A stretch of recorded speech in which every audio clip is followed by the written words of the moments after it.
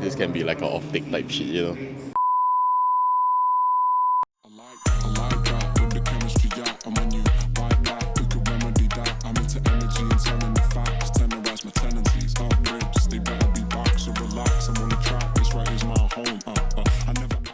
Alright, so normally I'll be doing a 2 locals or just a simple like gameplay type thing with whatever decks that I have, whatever decks that might be coming out with the new set, like the one that I did with Silhouette recently. If you haven't checked that out, you can go check it out in the link in the description below. It's currently like 12:57 AM. Yes, it's past midnight. It's 22nd December. I'm tired as shit. I got activated for work, but we're actually going to be doing a very special episode of 2 Locals. We're going to be heading to one of my absolute favorite stores in Tokyo, Japan. So we're going to be heading to Cardshop Ponpoko. If you guys do not know that Cardshop already, Ponpoko-san actually joined us in Season 3 of WGP Deluxe Singapore, and we're going to be going there to visit him right now.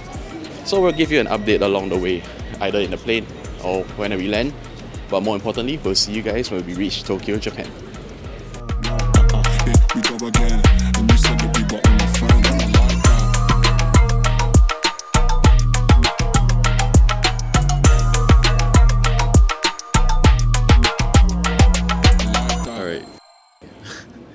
So we just arrived in Japan. Cleared immigration's pretty smooth process. I'm incredibly exhausted right now. Couldn't really sleep much on the flight. It's like 11 in Japan time, which means it's about what 10:18 or so in Singapore.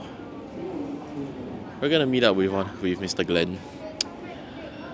But right now, kind of at a loss of what to do because the check-in timings in Japan are just so horrendous. Brain's not working. Probably gonna get some coffee and we'll see what we do from here. If we have the energy, we'll just vlog our journey there. Yep. You know what? Let's just get to the hotel now, man.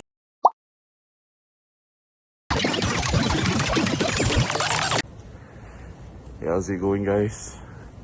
It's officially set drop day for what, set 12?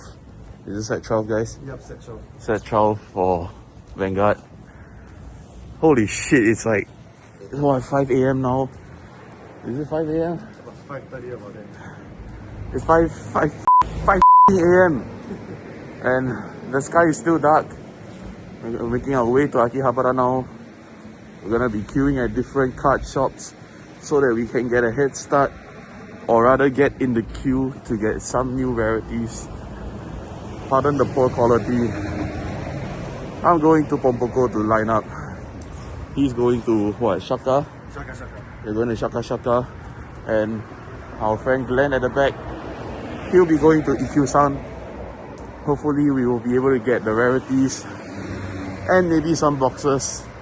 We're gonna have a haul at the end of the day before we head to Ponpoko for an entire day of tournament, and more importantly, a very special episode of 2 Locals Tokyo edition. Hopefully we will be able to show you guys our hauls later on, and more importantly, I hope I'll be able to get my Silhouette cards. Until then, I'll see you guys at the next update. See you. So like, at our first stop, we actually stayed near Ryogoku, and we're at our first family mart now. We're just gonna pick up some breakfast. I didn't get any food because I'm just too tired. I just got myself some milk tea to start off the day.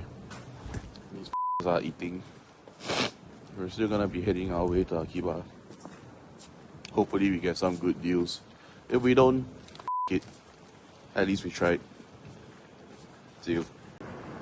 So we've all gone to our different card shops. Hopefully you guys can hear my audio. I'm slightly more awake right now, although I'm still exhausted. So I'm on my way to Ponpoko. If you guys can actually see from the background here, this is what Akihabara actually looks like at like 6 AM in the winter when it's dark out. It's pretty cool. You hardly see Akihabara like so empty. The weather's pretty nice to walk. I have my trusty heat tech on. My winter jacket is right in my hands. It's not that windy, so it's fine. I'll be heading to Ponpoko real quick. Hopefully we'll be able to see him, and yeah, hopefully the guys will provide updates on what they have and what they don't have. And until then, hopefully I'll be able to pick up some cool new cards for you guys and for the channel, of course. I'll see you guys at the next update. See you there. Right, so as you can see, it's bright out now as compared to the stark contrast of the dark sky that was in the intro. We finally got all of our cards. I'm slightly more awake now. Super excited to play Deep Lands, especially along with the other Brand Gate decks, especially Avant-Garde Mask. We finally have a Masker's form, a more consistent form of Avant-Garde. We can finally do things going first. Finally, we are here at Cardshop Ponpoko. I did my shopping here. We're finally going to be here for their whole day of tournaments at set drop day. So if you guys do not know, they actually run an entire day of tournaments similar to Agora style, where it's like one pot of like 3 games and you just keep going for the entire day. It's sort of like the lunchtime now. We're gonna hit up the store, we're gonna see what they have, and whoa.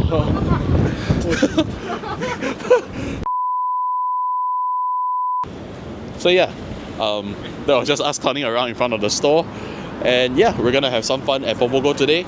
We'll see how it goes, and let's go talk to some people right now.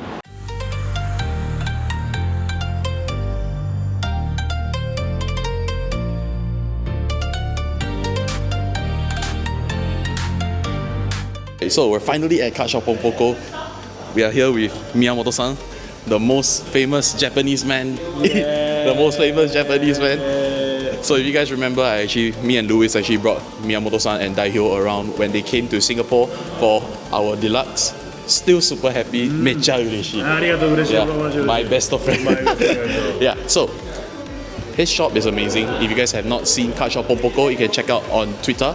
Or the play space is absolutely massive for the standards of Tokyo. They even have a fight channel now for all of their feature tables. So some of us actually did get onto the channel, but 残念、負けた。So宮本さん、診断のヴァンガード一番好きのデッキは？レグラス。強い。ストイケアのデッキ。ストイケアのデッキ。大坊先生のデッキ。強い。大坊先生。そう。レギュラス、オーディウムは？オーディウムはもちろん。妹、シスター、魂。Of course, he always has the odium on him. He's locked and loaded. いつも。So, if you catch Miyamoto-san around Tokyo, he's always up for a Vanguard fight. Just hit him up. Come to his store, check out his showcase. They have a lot of cards. They have Pokemon as well.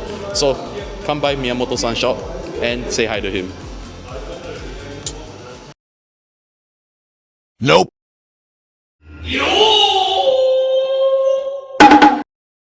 Are you ready? Alright, so finally we have a game against Mr. Miyamoto Ponpoko. So we're at his store and we did go to dinner after this, but finally we are having a game and he does live up to the expectations of and his reputation rather of accepting a card fight anywhere. So obviously it will be his Odium versus my B heroes, and he is going first, so that's a troubling issue. Any Odium going first is already half the battle won, since they are pretty much at flying first deck.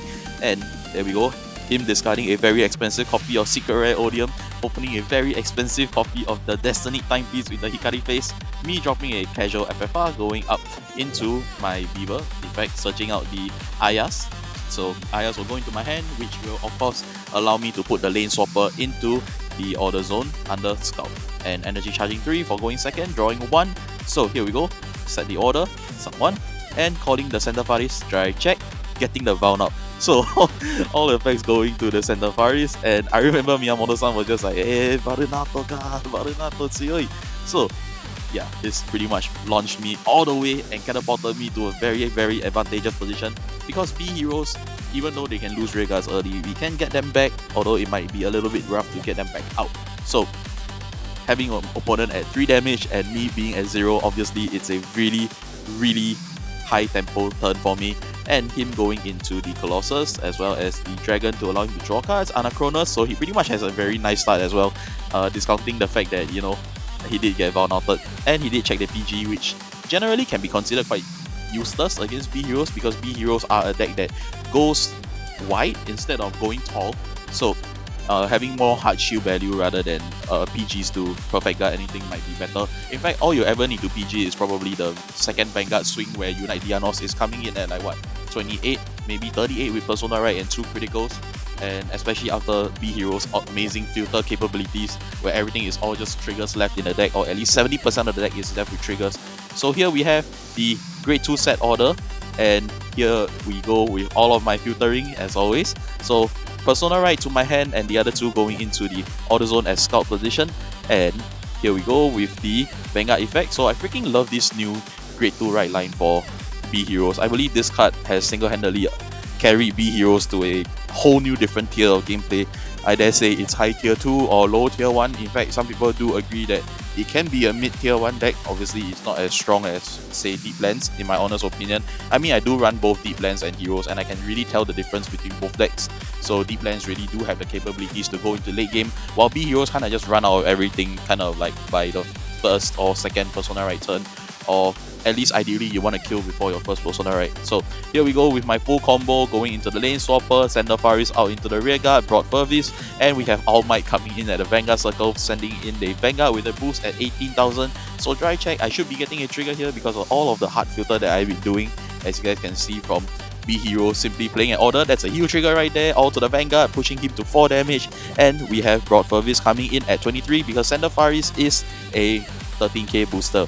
So I believe over here I made a small misplay. I was like, hey, hang on, why did I call Broad Furvis when I didn't have anything else to, you know, set from my hand or my graveyard? But it's okay, we keep that. We have Broad Furvis for next turn, which means lesser resources to pay to call out for more board, or it can be like another interceptor, which probably wouldn't matter with Odium's Dayton big power as a 3 attack deck. So him going into the Odium right there, Destiny Timepiece going in, and yeah, dude, honestly, this deck looks so amazing. You guys really have to see it in real life, or if you guys have a friend with a max rare Odium deck, then you guys would know what I mean. This deck just looks so kira. It's just amazing, man. So here we go, Odium first check, second check, third check, critical trigger. Critical is fine so long there is no heal. I can chase lethal next turn because 4 damage is a very dangerous spot to be in, especially when you are going up against B Heroes. Even though they do not have the Persona Right, they latently have relatively good power. Oh, not the biggest, but you can't give this deck more power, man. Honestly, after playing the deck for so long, I really think that if you give B Heroes an additional 5k to anything, it might actually ruin the game on its own. Because B Heroes, such an amazing deck for multiple attacks, such an amazing deck for filtering, and dude, this deck is just cracked. If you guys have never tried it, I seriously suggest you guys try it. Having so much fun with this deck, such a blast. And although finding all the X rarities was a little bit annoying, especially the FFRs from set 6, especially the lane swapper grade 1, it was worth everything. So going into my combo plays, using Ayas to add back Amas Dania, and using the set order effect of Sender Faris to call out the lane swapper, calling Gold Saros and Amas Dania so I can swap into another multi-attack.